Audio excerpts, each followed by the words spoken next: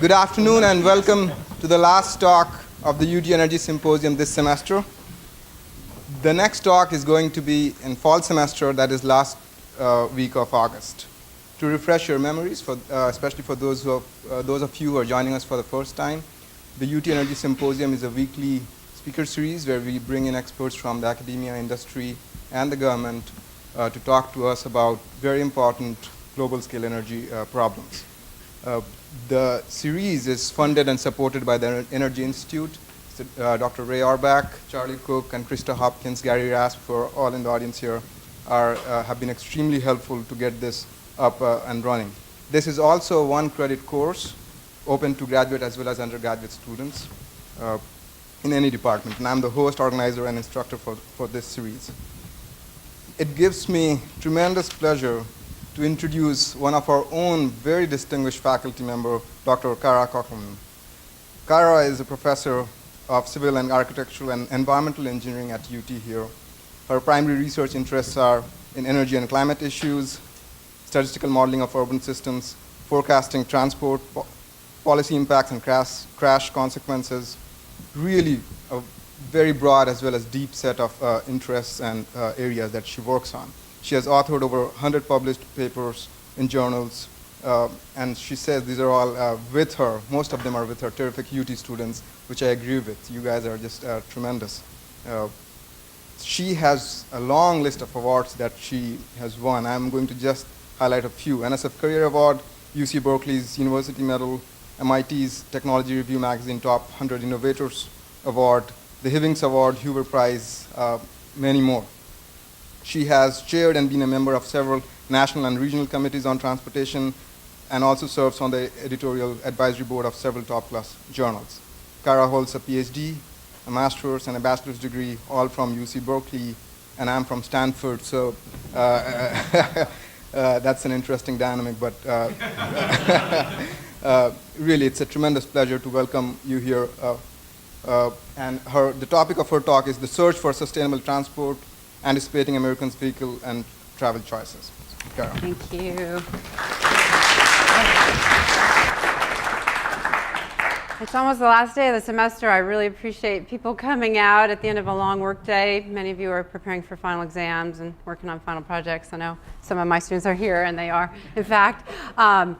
I'm delighted to be here. It's a terrific program that Varun has started. I teach transportation engineering, and I've been working for the last few years on vehicle choices with a focus really on electric vehicles and fleet evolution. And I'm going to take you first just to show you some example vehicles that are now out there and you can buy if you haven't already. We've got a Volt owner here, hopefully some Leaf owners, a lot of hybrid owners, I hope. And then take you to Seattle, where we have actually a very long-term data set of not too many vehicles, over 400 vehicles, which isn't a very big data set for me, but it's over almost a year of travel, so we get a sense of the peaks and valleys, and if you had a battery electric vehicle, how often you would exceed its range, if you only charge once a day, that kind of thing.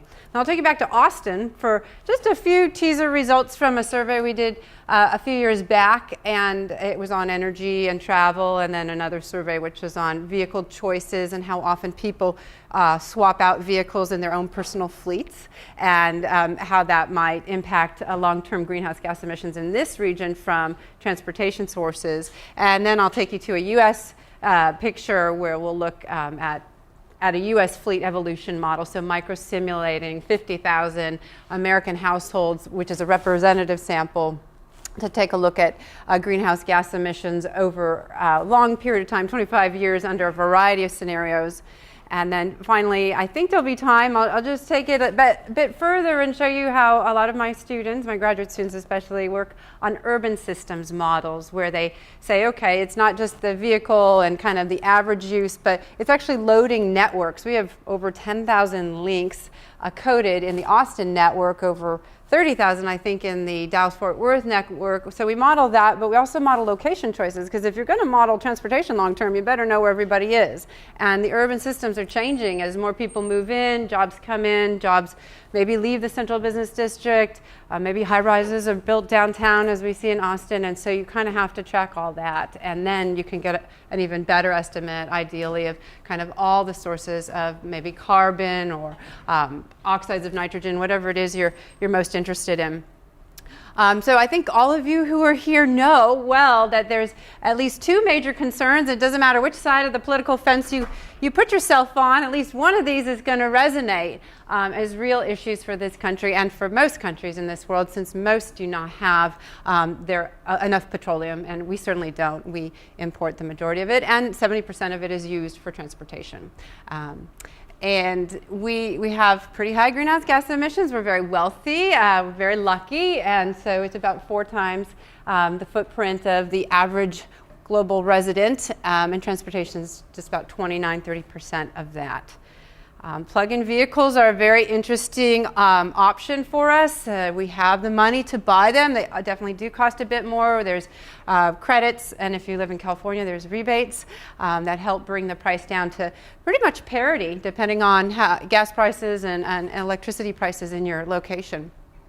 So key questions are, what are the vehicles that we're talking about? Who's going to be buying them and driving them, and who is already maybe? How will they be used? Like what share of miles will be electrified on a plug-in hybrid?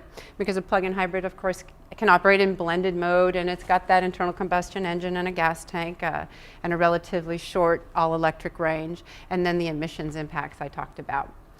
So this is a nice list that Dave Tuttle actually put together for a paper of ours, and it gives you a sense of, the kind of the plug-in hybrids towards the top, that first section of under the blue, and then the battery electric vehicles, which are range limited.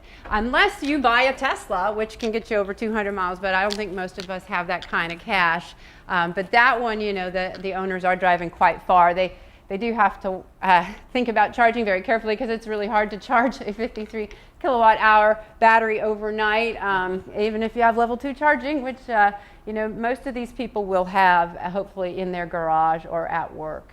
I'm kind of excited that Ford's going to be one of the first to introduce, a non-sedan or non-sports car version, so crossover utility vehicle.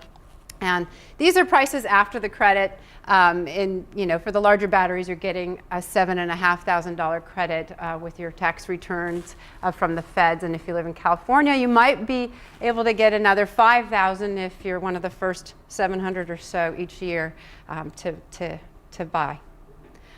This is a beautiful Volt. It's not cheap because it's got both the internal combustion engine and the electric motor on board. So it can do a lot of things. If you want to rely exclusively on electric power, you can go, about 35, maybe 40 or more miles. The EPA is pretty conservative in how it rates these things. It probably turns the heat on. It has them go up grades and accelerate like a regular driver. But I'm sure some of you can get quite a bit more than that. Let's see, what else? This is the Leaf. This is a beautiful vehicle too. This is a lot cheaper because they only had to deal with the electric drive portion of it. So electric power provision to a vehicle is actually simpler technically than internal combustion engine, and it'll get you about 73 miles under the EPA drive cycle, but many people are getting closer to 100. But range anxiety is a big issue, because for those summertime camping trips or those big business trips, you may find yourself, driving to and from Houston in the same day and not knowing how to get charged up while you're there for. And actually, did it get to Houston? I guess you go more than 100 miles. So this would be quite hard to do in that kind of vehicle. You would probably rent or do a car sharing arrangement or trade with your neighbor or your spouse, for example. And this is something that I guess is coming out this year. It's a small battery plug-in hybrid, and it's a little bit cheaper. It hits this sweet spot. It's right below $30,000 after the credit. It only qualifies for a $2,500 credit from the feds because it is a smaller battery. And of course, a lot of people are familiar with the Toyota's Prius hybrid electric vehicle, so this will sell pretty well, we expect. And because it's a smaller battery, it doesn't weigh as much, so you're not carrying around a heavy battery. So you're electrifying at least, hopefully the first 11 miles every day. And a lot of people like me, travel less than 11 miles a day in their vehicle. Okay, so we want to know how many, in this first part of the segment, I'm going to talk to you about this long-term Seattle database, and so we can find out how many of those households could survive with a BEV, a battery electric vehicle of various all-electric ranges. What share of their VMT would have been electrified if they had chosen a plug-in hybrid instead, where they weren't limited in range, because plug-in hybrids have enough gasoline to go, on the order of 300 or more miles. And then the cost savings from switching a comparable vehicle like a Nissan Versa to a Nissan Leaf. We'll have a look at those and get a sense of the purchase patterns that people have. Vehicles last about 15 years, so it's people don't renew their fleets that often. But we'll take a look at what people say they're going to do, what people really do, and simulate it, as well as the greenhouse gas emissions. And these kinds of things are not just interesting to researchers, but auto manufacturers need to know, how do people really drive? They don't have access to these long-term databases, even though you think they probably have this black box on your vehicle and they know everything about you. They don't. They destroy that information very quickly because it takes a fair amount of memory, and of course they don't want to be liable for knowing too much about their customers. And then of course many customers don't realize how much of their travel could be accommodated with one of these vehicles. So that is very important. Information is power, and really it's surprising how anxious consumers are about these vehicles and how much more confident they really should be. And then finally, of course, policymakers need to make decisions about the credits, for example, or fee-based policies, gas taxes, these sorts of things, technology investment. So this is one picture of that long-term set of miles per day that somebody gathered for us several years ago in Seattle. And you can see that on certain days this household went up to 400 miles or exceeded a 400-mile trip on that day.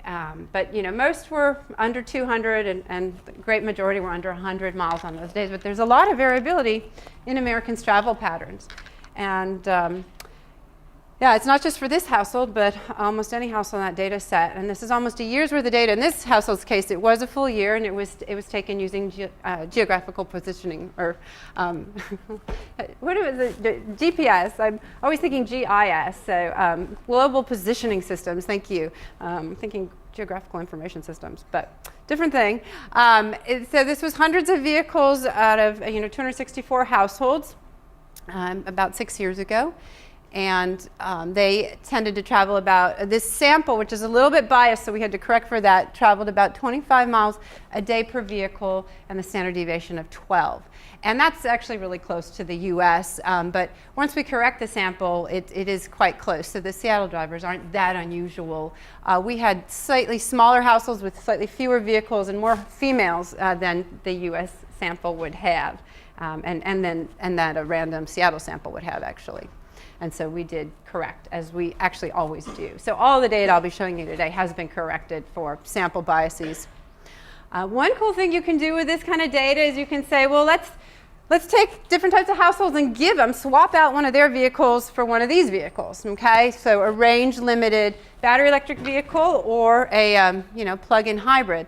And so the households that only had one vehicle to choose from, that was pretty simple.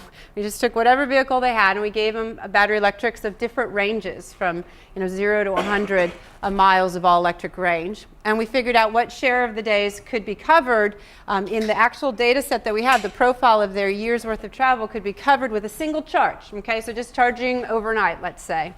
And then for those getting the plug-in hybrids, which had different all-electric ranges, we said, well, if they first relied on the electric portion or the battery for the first part of their trip, how many miles would be electrified at the end of that year? The multiple vehicle households, we had more options here, so we either gave them a BEV or a PHEV, and then we had to decide which vehicle to pull out. And they might have had 3 or more vehicles. And so the smart thing to do with a battery electric vehicle to make sure you don't exceed its range is to swap it with the vehicle that travels the least. Maybe the one that travels the least on average, or the one that would travel the least day to day. So in like a wife-husband team, for example, you could say, well, how far are you driving today, honey? Okay, you're going to take the battery electric vehicle because I actually need to make a special trip. So if you're that strategic and you're that aware of your travel patterns, then you can swap out day to day, actually, which is the best case scenario. On the plug-in hybrids, of course, you want to do the opposite. You want to give it to the person who's traveling the most because you want to make the biggest use of that battery. You want to electrify the largest share of miles that you can in a household. And these are the kinds of results we come up with. On the electric range is the all-electric range. And we see the Nissan Leaf there positioned at the 73-mile all-electric range. And so battery electric vehicles are usually going to have pretty solid range. The Tesla is way over here. And you can see that depending on how confident you want to be that charging once a day is going to cover 99% of your travel days, or just 95% of your travel days, or 90% of your travel days, you can see what share of households could actually get away with that. And so those that really want to be very confident, they only want to have to figure out another transportation option 4 days a year, let's say, so 1% of the time, you could get 25% of the Seattle households corrected for bias into a Nissan Leaf and meeting that requirement. And then, of course, if they're willing to change more, maybe they have a really accommodating neighbor, or they're part of a car sharing program, or they have they don't mind renting cars or using the train or bus, carpooling, whatever it is on these long distance trips, or charging more than once a day. What a concept. A lot of battery electric vehicle owners will be charging more than once a day. You can get into the 70s and 80s. So that's a lot more than the manufacturers were thinking. And that's not a lot of guesswork, which is what researchers have been doing till now. We can also take a look at the battery electric vehicle with the multi-vehicle households. And this is the case where we can either swap it out to the lower overall VMT, a vehicle miles traveled vehicle, or the one that's going the shortest distance that day. We did it so the person who had sort of the vehicle, in this case, this is case 3 of the 6 cases, we gave it to the one that was on average lower. So this is not the best case scenario, but this is really easy for the household just to leave it with one designated driver. And again, you can see there's pretty high shares here. 30% of those 99% of days a year households would be able to accommodate that Nissan Leaf with a 73-mile all-electric range. And of course, if they don't turn on the heat or they charge more than once a day, you can get higher and still survive with that Leaf. Another look is now this plug-in hybrid approach, and let's give it again to the multi-vehicle households. And this is a little bit different the way I'm showing this. It's all electric range on the x-axis, percent of household VMT electrified on the y-axis now. And this is total household miles electrified. This is not just of that vehicle that was given to the person who was driving the most that day, or the vehicle that travels the most on typical days. And so what we've done, though, is we've showed you the 2 types of assignment. You can give it to the person who's traveling the most day to day, and that's going to be the most strategic way to do it. That's the red dashed line, and you get the higher electrification shares there.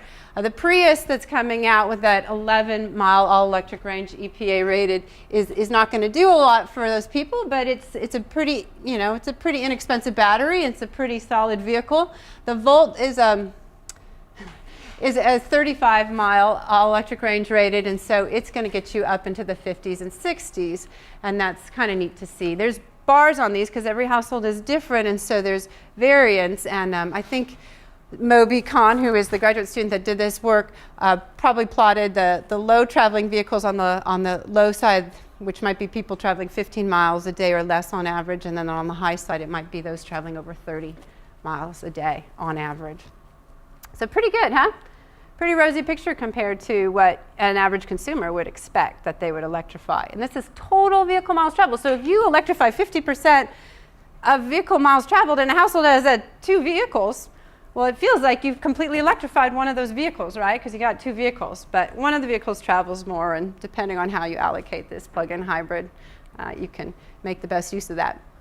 Okay, here's an example of where we took a look at the dollar value changes and the cost savings of buying a Volt over a Chevrolet Cruze, which Dave Tuttle will tell you are as comparable as we can get in vehicles. And so they're pretty much the same vehicle, although the Volt has some neat technology on it, so we had to push the Cruze price up to match what the Volt has on it. And then looking at different electricity charge rates, 11.2 cents per kilowatt hour is about the US average, and then different prices of gasoline. And of course, California is already at $4.50 per gallon of gasoline, and we're not too far behind. So that's the reason that column is highlighted. But this is just per year. Renting a car, let's see, actually no, this you don't have to rent a car. This is the Volt, so you have hundreds of miles of range on a Volt. Not all electric range, but hundreds of miles of range. And then these are the different categories of how much you drive. The people who save the most with these kinds of vehicles are the ones who drive the most because they can electrify more of their miles, and electricity is generally cheaper than gasoline in this country. It's about 1/3 the price of gasoline. So you can travel 3 times the number of miles. And if you do that, then this is probably going to pay off under maybe a 10-year horizon or something. It really depends on your discount rate. Dave did a different look. This is one of his Leaf versus Versas. This is a battery electric vehicle, of course. And this is a lot of driving. I think it's going to be hard, but over 15 years, the average vehicle in this country, when it's retired, has actually traveled more than 150,000 miles. And he figures out ways to get the most out of his vehicle, so he probably would get 150,000 miles over 15 years out of this range-limited Leaf. And we're not really sure what the battery replacement costs are going to be. If the battery gets replaced before the warranty runs out in 8 years, well then Chevrolet is going to replace that for you. Isn't that nice? But if it runs out in year 9, which is kind of the worst case scenario, and something happens to the battery in year 9, then you're going to be responsible. And that's 9 years away from right now. And I think battery prices probably will be close to $250 for the swap. The manufacturers will be paying less, but those who have to get an individual repair guy to swap this for us are going to be paying more. And we're at about $4 a gallon or something, so the net present value of that examination is almost $4,000. This is a low discount rate. I think this is 5% discount rate. I think most Americans discount far more heavily, but if they were rational, wouldn't that be nice? It would actually be, it would be a good thing. So if you could explain this to people, rather than forcing them to get out Excel and try to do this on their own, you might get them to do it. And at $5 a gallon, it looks like the feds don't even need to offer a rebate on this one to make it pan out equivalently. So that's kind of interesting. Much rosier picture than you might expect. But of course, if battery prices don't fall, we could be up towards the right side there. So just to summarize the Seattle results, as I mentioned, the battery electric vehicles seem much more promising than many people, especially consumers, would expect. So relatively little behavioral adjustment. You either charge twice a day, or you rent a car, or you forego the trip, fly. I don't know what your other options are. And the electrified mile shares are really sizable, especially when you consider that those were total household miles electrified that I was talking about. Without the tax credits, it seems the net present values are typically negative. And this was done maybe with a $3 per gallon gas price. There were a lot of calculations done, but this particular bullet was written. With gas prices coming up now, that's going to flip. And the people who benefit the most, have the biggest savings, are those in the longer distance travel categories, or those in the high fuel cost regions. Germany is probably above $8 right now, and Japan, Italy, most European countries are well above there. Even China pays more for gasoline than we do. We actually buy bottled water that costs more than gasoline, right? It's pretty strange. We've done surveys ourselves, and we usually start with Austin to kind of pilot test a survey. And we've done surveys in my graduate class about energy consumption, not just travel, but like in your home. And then fleet decisions, like when you're going to let go of a vehicle, when you're going to buy a new vehicle, what's it going to look like, how much do you travel? And These were done in about 2008 and 2009, and we oftentimes the students have to do a hard copy version just to get experience doing that. It's kind of frightening to have to go cold call people and up to their doors and ask them to fill something out, but it's good for them. So we do a little bit of it. There's lots of different sections on the surveys. These were 2 different surveys, so there's more sections than usual here. And again, we correct versus the public use microdata sample, which comes to us from the census, which is now yearly. There's a yearly small sample census going on. So we're able to correct for biases and all these kind of basic demographic attributes. And things like this question, so in case you're wondering what Austin's thought a few years ago about what should we do about climate change, they were allowed to check as many boxes as they wanted. And some said it's really not a problem. Others said let's go with regulations, definitely R&D, and hey, we should all be changing our lifestyles. Not that many people do, but they know that they should, is generally what you see in these surveys. Some key findings were that, that policy of adaptation was more often common to see among people who are working or those owning many vehicles. Surprise, surprise. Those often tend to be people on the periphery who don't have a lot of other options. They can't bike to work because they picked a house so far out there. The regulation is often preferred by women and homeowners too, for whatever reason. Everything else constant, so we're controlling for household size, income, gender, obviously, age, things like that of the respondent. Caps on household energy use were preferred to taxes, which is kind of interesting. On average, there's some people I'm sure who would violently reject caps, but caps you can buy. You can exceed a cap by paying, or you can just directly pay taxes from the start. And then long-term behavioral changes are going to be tough to implement, as you all know, I'm sure. And most understand it's an issue, but they're not willing to change their behavior. And education and income, lead to greater understanding, I think, of one's impact on the environment, because it's a pretty complex topic. So other things we asked are like, what are the top attributes you look for when you buy a vehicle? And most people say fuel economy is not up there. It's not maybe the top priority, but it comes in second place in Austin, and it comes often in third place in Austin. And so overall, it's kind of the top rated attribute if you ask people in Austin. But once they get to the showroom and they're wowed by who knows what, maybe it really isn't the top option. Obviously, price is the top option when you ask, the number one attribute that in fact impacts vehicle timelessness. I'm afraid we forgot to ask about safety on this survey, so that was something we corrected when we did the US survey version of this. Safety comes in at about 8%, but it's consistent, 8% across these categories. And then, very important is, of course, what kind of vehicle. If you may have a small commuter vehicle and you may have a big sort of weekend camping vehicle. So that can be very important. We asked them what would they choose tomorrow if they had to buy or lease a vehicle. And so you see the blue bars for what they think they would choose tomorrow, although they're definitely being too optimistic about the sedan hybrid that we gave them and the Prius plug-in, which back then we thought it was going to be a 40-mile all-electric range Prius. So that's what we gave them because they knew what a Prius looked like. And so that was the closest thing we could come up with here. And then, they said, oh, no, I'm not going to buy a pickup. But, of course, many of us know people who own pickups. And so they were being too optimistic. We had to correct for that when we simulated the fleet's evolution. When we said, okay, what if gas is $5 a gallon? Here's what your fuel is going to cost for a year if you're the typical driver. Then they shifted quite a bit to the Prius hybrid.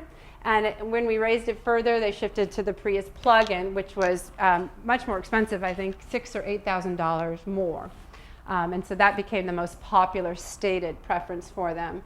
And then when we just told them what the environmental impacts were in a monetized fashion, which is a lot less than the gas impacts on their pocketbooks, then they really shifted quite a bit too. They said, oh, this one costs society, $100 more a year than this one because it's, a SUV and this is a hybrid or something. They shifted quite a bit, even though the gas cost differences should have made them shift more. They are really concerned about their impact on others, supposedly. And this was not an interview, so I wasn't, scaring them or anything. This was on the web pretty much, and they were mostly being able to do this in private, anonymously, and this is still what they were reporting. When we actually simulated fleet purchase and vehicle release over time, which is a slow process because the average vehicle lasts about 15 years, and then the average use of different households, we came up with an estimate of millions of pounds of carbon from transportation in the Austin region under a trend or business as usual scenario. We put in a fee-bait, which might have been $100 penalty if you go below like 30 mile per gallon target fuel economy, and then $100 rebate per mile per gallon above that target, and it didn't really affect behavior too much. So that would affect what you purchase, but then if you purchase a more fuel efficient vehicle, you end up sometimes driving it a little bit more because you realize, whoa, this doesn't cost so much. And especially if you have two vehicles, you say, well, let's take the fuel efficient vehicle for this long trip this weekend because we'll save some money on gas. But when you price gas high, then everybody has to pay that. And that starts triggering some shifts. And then we also tried this other option where we reduced the price of a plug-in hybrid versus what experts were expecting it to be, and that actually caused a bit of a bump. So this was actually a micro-simulation of households as they die and are born. So people, leave the region, people have kids, college students form their own households, all these things micro-simulating the Austin region. And unfortunately, over time, there were just tons of greenhouse gas emissions emerging that would never allow us to meet a Kyoto or any other protocol people are considering. And so that's pretty sobering. Unless there's like a war and we end up rationing gasoline or something, it's looking pretty difficult to ever really achieve what we would like to, I think, in theory.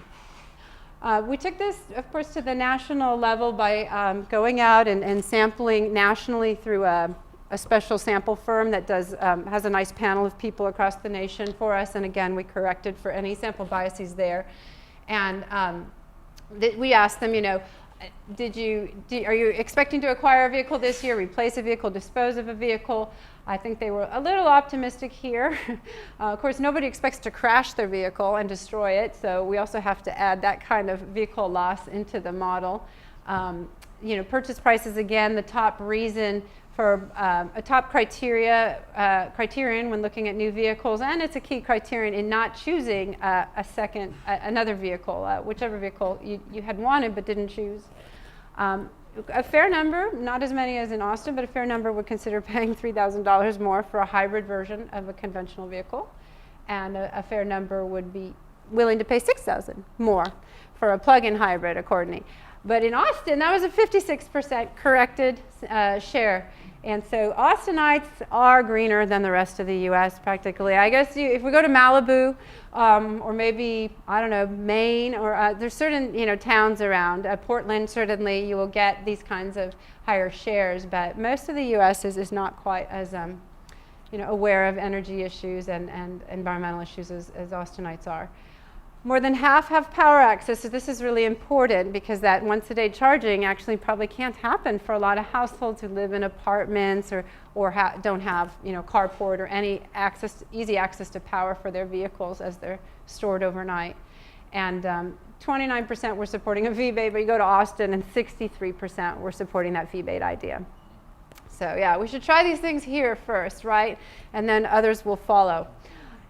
We asked them, what they would buy and in the coming year if they had to buy or lease a vehicle.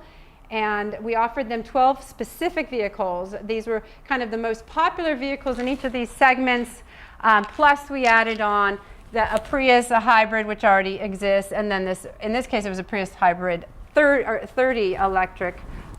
So plug-in hybrid, 30-mile all-electric range, and then the smart car, which was being heavily marketed at the time. So we thought that was a fuel-efficient vehicle. Doesn't drive very well, from what I understand, but it was still a pretty exciting vehicle at the time. We simulated all these things, the gasoline again going up, or actually in this case, we asked these questions directly. And we corrected for demographic biases, but there's a lot of optimism, again, in the US sample that, oh yeah, I'm going to buy a hybrid next year, or a plug-in hybrid, especially if gas goes up to $5 a gallon or $7 a gallon. I'm going to buy a plug-in hybrid. Don't you worry. And these were sedans. These were not crossover utility plug-in hybrids, I'm afraid.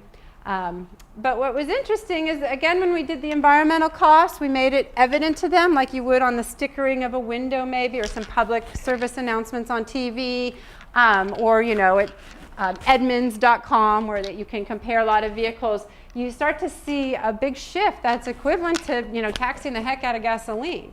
And so it's a really inexpensive option. And of course, we've seen this done with refrigerators, and they're doing a much better job of stickering vehicles now, but they're not really telling us much about the emissions. They'll tell us it's a super ultra low emissions vehicle, but they won't really tell us what the cost of those emissions are for society. So I really think advertising, anybody majoring in advertising here, communications or something? Darn, well, tell your friends, because you may have people who actually can work on this problem for us. We analyzed the choice data with a lot of different behavioral models. So statistics is really important here. Multinomial logit choice models. Canned software can do all this, but you have to know what's coming out of the software package. Nested logits, weighted least squares, and Heckett models for like the vehicle miles traveled per year, things like that. And then we did that synthetic sample of the US population. And we just basically used Monte Carlo to take these households through a 25-year horizon as they add and lose vehicles and change their travel patterns from year to year. And so there's a lot of different pieces to the models as you buy and sell, and you update the vehicles and the households each year, and then you take a look at their greenhouse gas emissions. And so we went for 25 years and with a lot of different scenarios. One of these bullets is actually two different scenarios where we took the low price and we put on a PHEV aid, and when I say low price of a vehicle, or that's actually 3 scenarios because we also had the gas price in there. And then finally, we were just so disheartened by how little people's fleet choices were changing there. We said, let's give them a $7 a gasoline price. And that was at a time when gas was $2.50 or $3 a gallon. So this was a big shift. This is almost a tripling in gas prices. And as we go from the trend scenario, or the business as usual, down to this green $7 a gallon scenario, you can see pickups falling away over time. This is a 25-year horizon, so this is a complete swap out of the fleet pretty much. Very few vehicles would survive that long and be used very much. SUVs falling off, plug-ins rising a bit, especially the hybrids rising, compacts staying pretty solid. There was a special interaction term for compact vehicles with high density living conditions, so one of the models suggested if you're in a very high density location, you're going to have a small car. And so that gave it a bit of that pop there. It's hard to park a car in a high density location. It's costly, or if you're going to scoot around and cruise for parking, you're going to be spending a lot of time looking for that free parking spot. So a lot of people are going with smaller vehicles there. We simulated the greenhouse gas emissions I mentioned, and they're pretty flat unless you start going, you either do something with land use. Okay, this is a quadrupling of population and employment densities, or you bring up gas prices, because the PHEV aids and the reduced prices on the plug-in hybrids were not motivating much change as far as the data suggested. And so that gas price is pretty essential, or if you'd rather, go ahead and play with land use. But land use is a lot harder to change, right? You can't tear down a bunch of buildings immediately and swap it at. So it's kind of a long-term investment. And Portland, Oregon, of course, has the urban growth boundary, and that's really intensified densities for them. So there's tons of people biking and walking and using transit. There's a lot of other investments, of course, that they've made there. So the $7 a gallon was really the heavy hitter among these scenarios. But the changes that we're seeing are still very unimpressive if you really want to have transportation pick up its share of greenhouse gas reductions. And so that is sad to see. We'd like to see more widespread use of these, but I think marketing is going to be really important. Of course, technology, which we weren't simulating any new kinds of vehicles, no fuel cell vehicles in there. And then the awareness is something that I think is going to evolve, but it's still very slowly is what we probably want and need. So I think, let's see, I think we have a bit of time to talk about some of these bigger models that go on. So it's not just the vehicle fleet, but the location choices of the people who own these vehicles. And they're not just households, by the way, right? They're firms, too. They have trucking fleets. They use train and all this kind of stuff. And so land use pattern is really important here. And then you can actually, once you do it at a broad scale, you can actually start modeling air qualities. So these are big urban airshed models that are actually run on a 1 kilometer by 1 kilometer grid horizontally. And I think, what is it, maybe 100 meters or less vertically. So these are three-dimensional photochemical models of air. And we don't do that. My students and I don't do that. We have chemical engineers who join us for those kinds of adventures. But we, just as I mentioned earlier, simulating households and vehicles. We also simulate location choice, and we take them forward 1 year at a time, and we do that for the firms as well. So you have to have a lot of data, and now with geographical information systems and electronic data bases, a lot of cities and regions have really good data, and thanks to taxation of businesses and households and property, we have there's a lot of data on parcels and on firms as they move around a region because they're being taxed, and so they send in their tax forms and it gets logged. And so you could tell where all the retail jobs are and where they are the next year and what the name of the firm is. And so that's how we simulated those changes. And then, of course, they both consume electricity and natural gas if they have a gas hookup, and they need some travel. And so there's not only the personal household, which is the HH trip generation, there's the commercial trip generation, and then there's all the people who live outside the region and are coming through or in, and of course there's also trips leaving the region from internal sources. And then all of these things are brought down to estimates of carbon emissions, carbon dioxide equivalents, essentially, based on ERCOT average feedstocks for the power generation and things like that. So this is Austin. This is a 5-county region, the way it's generally modeled for transportation and land use. And the business as usual scenario was modeled as well as this. Our own personal urban growth boundary, just like I guess Oregon State has had for 40 years. They've had urban growth boundary legislation, but it hasn't really kicked in and started impacting development until the last 15 years. But these are the zones, just like a quarter of the zones or land area in Austin that would have at least, I think, 2 jobs per acre equivalents. And so a household might be worth 1.4 jobs, because I think the average household has 1.4 workers. And so I think that's the way it goes. So depending on how many households or jobs you have in your zone, you divide by the acreage, and if it's at least 2 or it's contiguous with a zone that has at least 2 job equivalents per acre, then you're allowed to get more jobs and households. But all the other zones are off limits. They can keep what they have, but they can't get any more, is how this scenario works. And then we increased the travel costs. Under the base case was $3 a gallon, so this is a doubling. We also told the system, gas taxes have really not kept up with costs of transportation system, maintenance, and renewal, and so the 10 cents a mile would help address a lot of that, as well as some of the negative externalities of the emissions. So that's called the pricing scenario. We doubled capacity of I-35. I bet some of you would love to see that happen. You can do it if you fake it with a mathematical model.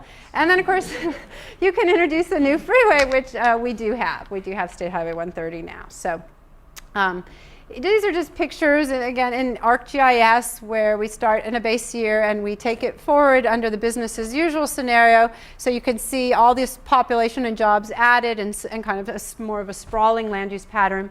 And then if we impose that urban growth boundary, well, those other zones really can't add anything. And so it stays kind of settled. And if I looked at it in 3D, you would see a lot more spiking in those central zones. And of course, we're seeing some of that downtown. It's amazing residential density that has been added to Austin's downtown.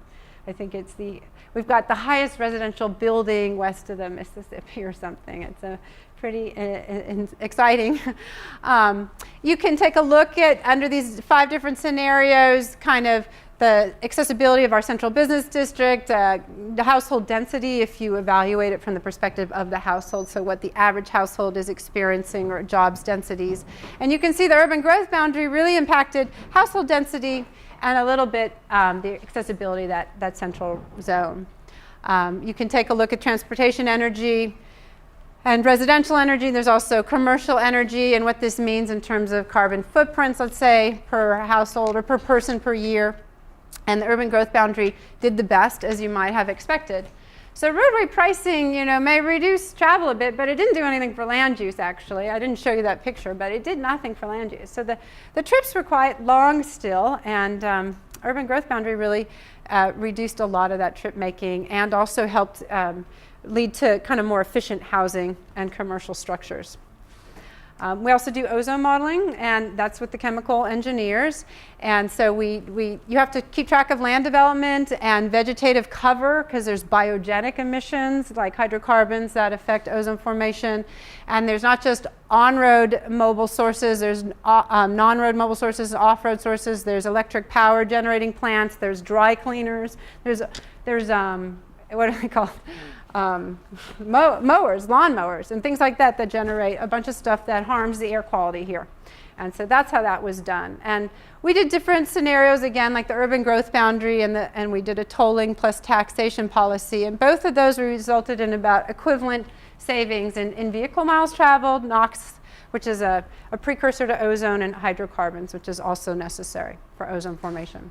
So I hope I didn't take you too long. I really appreciate everybody's presence here, and there's of course a lot of characters behind the curtain on all of this work. There's a lot of different papers. They're all at my website, and of course you can email me directly if you want me to pinpoint a detail for you. So I'm ready to take any questions you may have.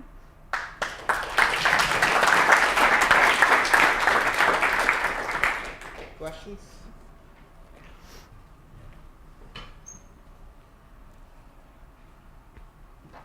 Just really quick, I think you might have mentioned this, but your greenhouse gas scenarios assume ERCOT averages over time? Yeah, at that time. So, renewables are increasing.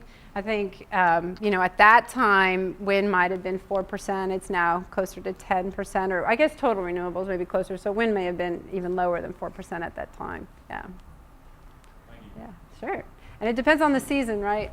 How high the natural gas component is for power generation. I have a question. So in your survey, there was a question about long-term behavior, and you found that most people reported you can't change long-term behavior. What really was the question? Because it seems like the answer you found was you can't change long-term behavior. So how did you arrive at that conclusion? Yeah, that paper is a few years old, but so that's a tough question. I don't even have my co-author here to answer that one.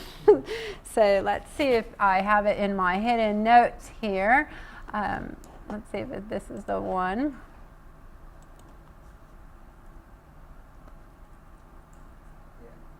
Yeah. So let's see what that looks like. No, there's no notes on this one. There's nothing I can tell you about that. That's one I will have to get back to you on. Yeah. Oh, okay. Yeah, I will have to get back to you on that one. Yeah. Well, the $7 did shock me. Yeah. And so I think it's the shock value. I heard Rex Tillerson once say on a CNBC interview that the thing that really changed behavior are the availability, and he's talking about gas prices or gas. First thing is, I remember my dad having to sit in gas lines way back in the 70s.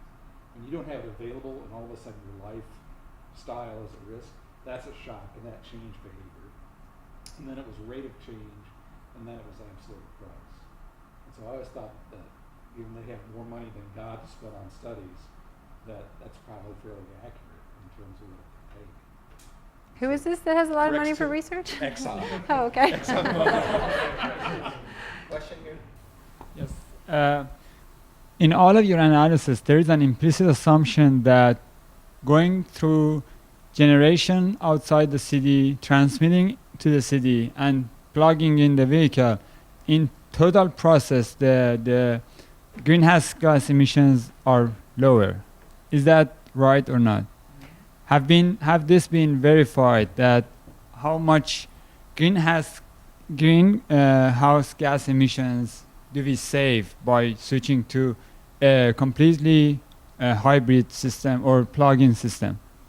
Oh yeah, except in a very coal-rich power generation situation. There's a couple locations on the East Coast where a plug-in hybrid will be about as good as a regular hybrid. So you really don't reduce your carbon footprint when you switch over because the coal share is so high in that power generation.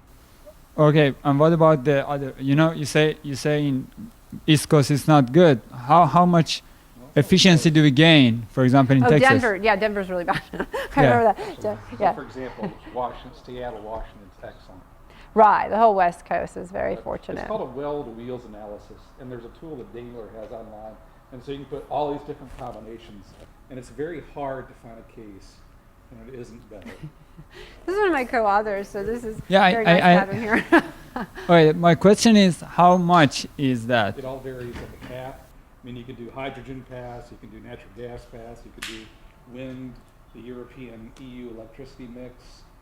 So it all depends on the source. I guess what Dave is saying is, in majority of the scenarios, those come out positive in terms of GHG benefits, right, Dave? The vast majority. Carry. But there's a battery too, and there's life cycle analysis. When he's talking well to wheels, and so yeah, the battery and recyclability of these vehicles is also important, and I didn't cover that at all. Right. So most of your talk, I guess, related some land use issues and cars. What about the things that aren't cars related to the simulations that you did about travel, like people walking or biking? You had the urban constraint growth zone. So what in the simulations, or whether you did it or not, or what does other literature show about, well, we traveled less miles. Did you access the grocery store more walking or something like that? Or did you bike more? How can you, what can we say about that? So the travel demand models are very rich. You didn't get to see that at all. To me, it's just kind of basic information, but not to most people. And so, yeah, you have to figure out how many trips they're going to make, who they're going to make it with, when they're going to make it, what kind of vehicle, if there is a vehicle, which vehicle is it going to be, their Expedition, or is it going to be their Honda Civic, So there's a lot going on there. And yes, you have the non-motorized travel modes, and you have an estimate of what kind of mode share that is. And of course, that wouldn't have emissions, although those people do eat a little bit more, but they save so much in healthcare that they actually, but they live longer, which is a real problem for carbon, right? Because Death panels. Some of your papers sort of discuss that other side of the issue, and you just couldn't present it here?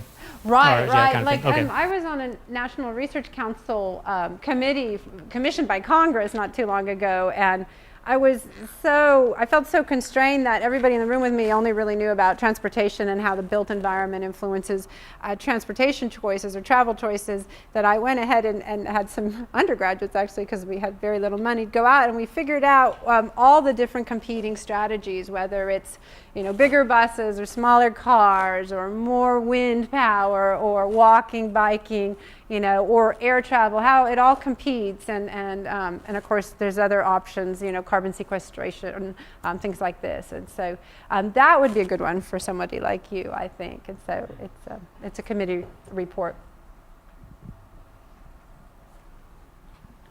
So I guess this is kind of a basic question, but recently the CAFE standards have been changed, and I guess I'm kind of curious how that might, if you guys have started to look at how that impacts your greenhouse gas analysis for electric vehicles. That's a big thing, obviously, and I'm guessing you haven't had time to yet, but I'm kind of curious what your thoughts are so far. Yeah, it's amazing. I cried, actually, when Obama, in his first month in office, changed things so dramatically. We are still so far behind the Europeans and the Japanese and pretty much every other country except for maybe Australia. On fuel economy, and so now it's getting even better, but the manufacturers are starting to get nervous because they're not sure they can persuade people to buy without big price subsidies across, but it's a footprint-based fuel economy standard, and it would ripple throughout these kinds of models, and really important. And yes, I think it would be feasible to do that. We didn't do it But that is a really important change. And so actually all these kind of doom and gloom scenarios, they are a lot better because of that technology right there. So fuel economy is absolutely going to be improving, and it was not modeled explicitly. I guess I'm sorry, but does that make electric vehicles almost look a little bit worse? Yeah, sure. I think so. If you want to buy something today and you want to be the most, cost effective and emissions effective, buy a hybrid. Don't buy a plug-in hybrid just yet. But of course, if you use it properly and you carry a smartphone, you can check like the PSI on your tires. Although I think you can do that on some non-plug-in hybrids. But I mean, it's an amazing piece of engineering, the Volt, which Dave owns, and so yeah, I think the early adopters really are taking a little bit of a hit, but it's a wonderful vehicle. So They're paving the way for the rest of us, right? So, quick question regarding the first part of your research. How much detail you modeled about how these electric vehicles become charged? So, I guess I heard that you said that they can be charged overnight, but in the cost calculations, you haven't taken care of the fact that you have to buy an EVSE at home, an electrician coming home. Okay, I'm not sure. Dave, did you that. have the level 2? It's like a $1,500, I think, right now with yeah, rebates. well, the thing is, it depends on the type of vehicle. And for a Prius or a Volt, you really don't have to buy an EVSE with a level 2 at all. Chevrolet or GM had said that they were surprised that 60% of their Volt owners at that time were still using level 1, and the 40%, I'm one of them, were probably driven to get the level 2 by the fact that I got it free from the DOE. I wouldn't have bothered otherwise. So if the predictions hold that for those relatively more modest sized batteries, it just doesn't take any more than 8 or 10 hours to charge overnight. So you just drive it home, you take out the cord that they give you free in the trunk, and you just use that. Yeah, I think that's a great question, though. That's why I wrote it down. I mean, on our Leaf comparisons, I think we have to have that. So, yeah. I absolutely buy that, and I have actually talked to Dave because he's my colleague, like with Dr. Budlik. But the idea that you can travel a lot of miles over the day electrified, and then not have any EVSE at home, and it still get charged over the night. Right. There should be some interaction in between, I feel like. Oh, yeah. And just that uncertainty, especially if you're a one-vehicle household, right? Then you want to go out and do something that night. So, a level 1's not going to do it, even with a Volt potentially. But, most people only travel under 30 miles a day. So you will still have some, electric range there left typically. You know your travel patterns best, so. Thank you. But I learned a lot of things this afternoon. One of them was if you do research, you can also collect free credits from the DOE. So let's thank our speaker. Thank you.